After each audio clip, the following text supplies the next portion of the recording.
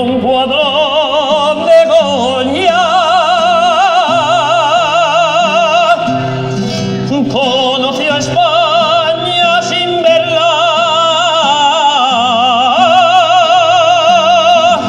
porque vio un cuadro de Goya. Leyó un trozo del Quijote y oyó cantar una jota, y oyó cantar una jota.